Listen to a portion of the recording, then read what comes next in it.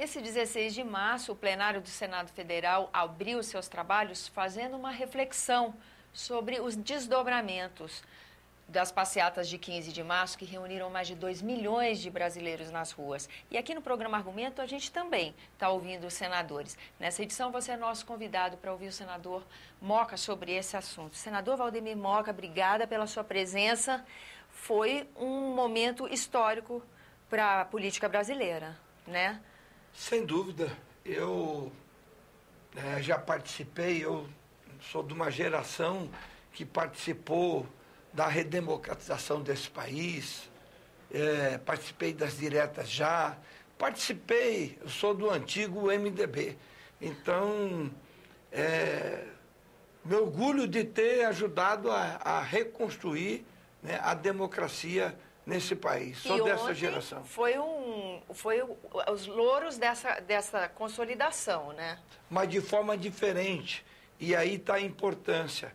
Não foi um movimento que foi organizado por lideranças de partidos, de políticos. Foi um movimento espontâneo, em que traduzia a indignação da população. Porque a população, ela acompanha estarrecida, né, usando uma expressão chula, essa roubalheira na Petrobras, né, esses desmandos, né, que vem acontecendo. E aí, depois de um movimento como esse, aí o governo começa a querer desqualificar, dizendo que as pessoas que estiveram ali nas ruas não são eleitores da presidente Dilma, como se isso pudesse justificar alguma coisa. Bom, não justifica. Poderiam até não ser eleitores da presidente Dilma, mas são contribuintes desse erário, né? Meu Deus do céu. Cidadãos desse país. Quem estava lá, a classe, a cor, não é importante. O importante é o recado que 2 milhões de brasileiros e brasileiras deram no domingo. Né? Então, ela superou as expectativas dos mais otimistas organizadores. Estou dizendo, na minha capital do meu estado, Campo Grande, o pessoal fala em 100 mil, eu diria, a Polícia Militar fala em 32 mil pessoas, mas para Campo Grande, é muito. Num domingo à tarde, as pessoas indo para lá, famílias inteiras. Olha, isso é uma coisa que o governo tem que refletir. O governo tem que entender isso, ele tem que pedir desculpas. Olha, eu errei. Aí tem que explicar, olha, tentamos fazer uma política econômica anticíclica, gerar emprego, ofertar crédito. Isso exauriu ou não deu certo. Criamos uma crise, temos que sair. E, claro, tem que punir, né, aqueles depredadores, pessoal que está desviando recurso público. Isso é que a população não consegue entender.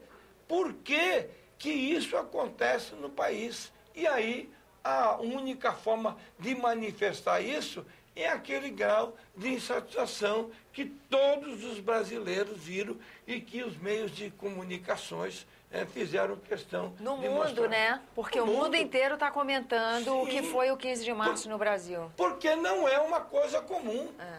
Porque se tratou de um movimento espontâneo, de uma massa, né? De uma massa de cidadãos, de cidadãs que levaram os seus filhos, os seus netos para participar, para mostrar a indignação e para ver se o governo consegue corrigir os seus erros, ter um gesto de humildade e dizer para a população, olha, erramos, vamos mudar isso, vamos mudar, fazer cortes, fazer economia do próprio governo e não pedir para a população ter paciência. A população não vai ter paciência com isso. Agora, aqui no Senado, eu digo, sempre fui independente. Quem me conhece sabe disso. Mas eu sou um daqueles que estou disposto, desde que convencido, desde que me mostre, olha, esse ajuste é necessário por causa disso,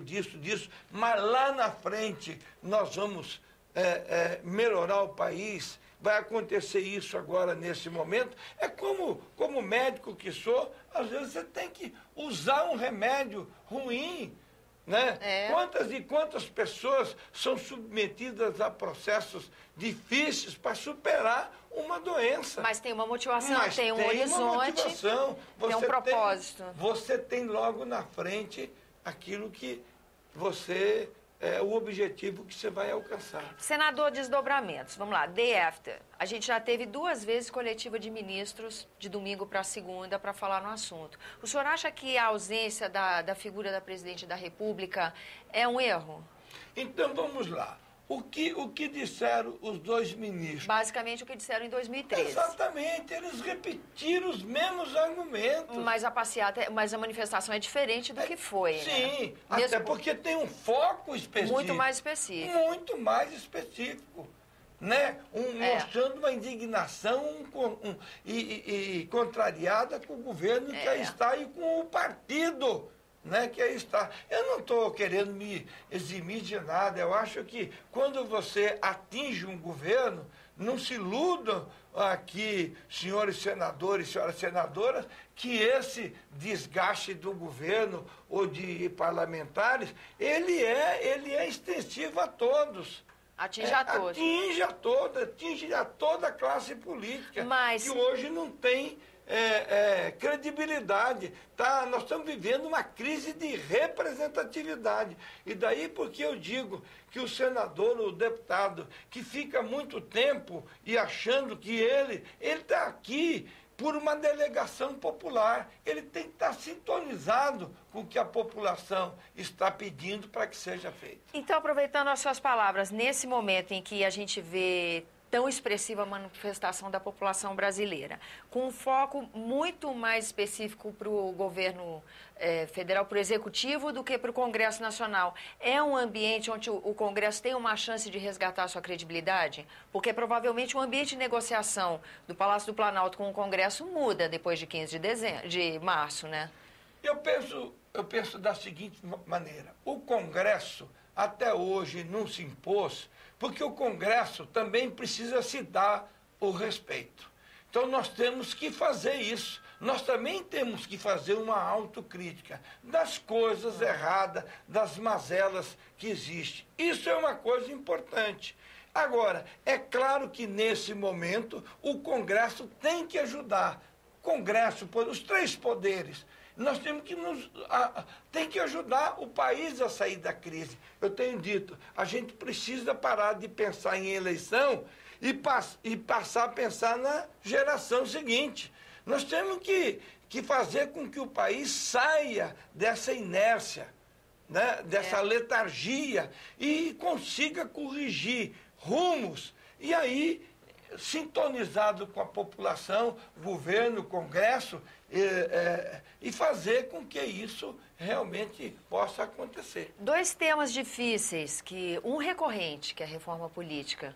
Há quanto tempo esse Congresso patina em cima desse assunto? Mas com uma pressão popular dessa, o senhor acha que pode ser diferente? Nunca se teve uma oportunidade tão grande para se fazer uma reforma política. É claro que aqui é uma casa política, os interesses de partidos são divergentes, mas a partir do clamor da população, o momento propício para essa reforma política é essa. É agora. Está na cara de que a corrupção, o que acontece é muito em função dos altos preços da eleição. Então, isso precisa ser realmente enfrentado. Quer ver um negócio? Essa coisa de coligação proporcional. A população não entende isso. Você tem uma Câmara de 11 vereadores, aí vem um negócio de legenda, de coeficiente, daqui a pouco entra vereadores ali que têm menos voto e ficam de fora vereadores que têm mais votado, em função de uma engenharia de legenda. Fora o que dilui o que seria a base de cada partido, Você distorce, Você também não enxerga o que é. Alguns partidos colocam dentro, para disputar a eleição, verdadeira celebridade, gente popularmente conhecida, que durante uma eleição proporcional carrega, em mercê da sua celebridade, da sua popularidade, milhões e milhões de votos. Só que como tem essa distorção do chamado voto proporcional, né? Ele acaba tendo 1 milhão de votos e traz com ele, junto, parlamentares que trouxeram 200, 300 votos, sendo que fica de fora parlamentares que tiveram votações expressivas. E aí você, o eleitor, acaba votando num deputado ou num vereador e elegendo outro. É diferente no Senado, porque aqui a eleição é majoritária. Mas aqui tem uma distorção, né? Que é essa coisa de suplente. Né? Aí você começa a olhar, você tem vários suplentes, aí esse suplente não foi votado, quer dizer, ele foi votado junto. De novo essa representatividade. Mas é uma distorção também, não deixa de ser uma distorção. Então você tem que reduzir o número de suplentes, e o suplente não pode ser o parente do senador, né? Aí peço vênia a quem tem isso aí, mas não é correto você colocar suplentes, né? Coloca o filho, ou a mulher, isso realmente a população, não isso é uma coisa que tem que acabar, né? Para terminar, apesar do nosso tempo estourado, senador, o senhor acha que o rumo da discussão do ajuste fiscal, depois desse domingo, é outro? Olha, eu, por exemplo, tenho tentado conversar com senadores que são empresários ao mesmo tempo. Né? Então, aqui nós temos aqui no Senado isso.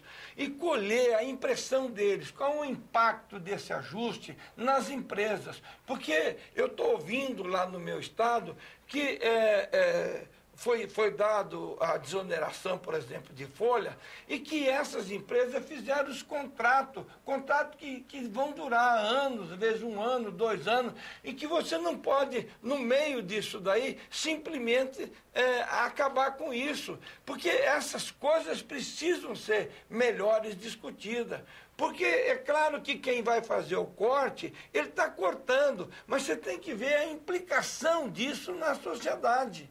Então, tudo isso precisa ser discutido. Né? E é para isso que existe mesmo a representação popular, tanto na Câmara como no Senado da República. Senador, muito obrigada pela sua presença aqui no nosso programa. Eu que agradeço. Agradeço também a você que nos acompanha, lembrando que esse é o programa Argumento, que eu sou Tânia Horman, que você é nosso convidado para fazer sugestões e críticas à programação da nossa TV.